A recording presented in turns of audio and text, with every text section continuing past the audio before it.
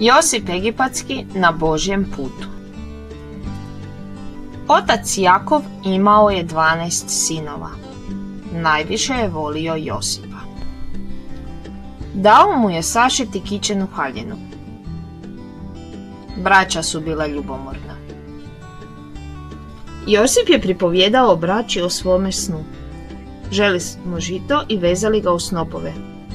Vaši su se snopovi klanjali mojemu. Usnuo sam još jedan san. Mjesec, sunce i 11 zvijezda duboko su mi se klanjali. Jednoga dana, dok su Josipova braća u polju čuvala ovce, otac Jakov reče Josipu: idi i vidi je li sve u redu.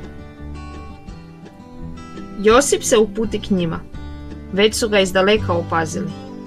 Dolazi sanjar, rekoše. Sad ga se možemo riješiti, a ocu ćemo reći da ga je ubila divlja zvijera. Ruben je pokušao spasiti Josipa. Predložio je braći da ga bace u zdenac.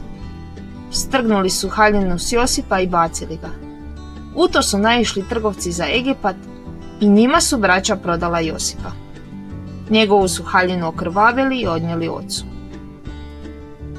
Trgovci su Josipa doveli u Egipat.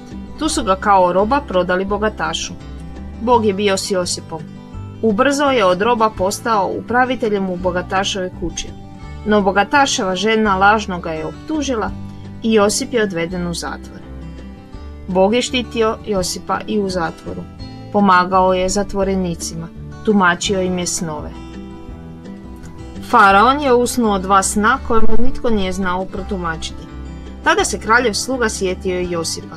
Savjetovao je faraonu neka ga pozove i protumači mu snove. Josip je faraonu protumačio snove. Dolazi 7 godina obilje, a zatim 7 godina gladi. Kad su došle gladne godine, u Egiptu nitko nije gladovao. Josip je spasio Egipat, svoju braću i oca.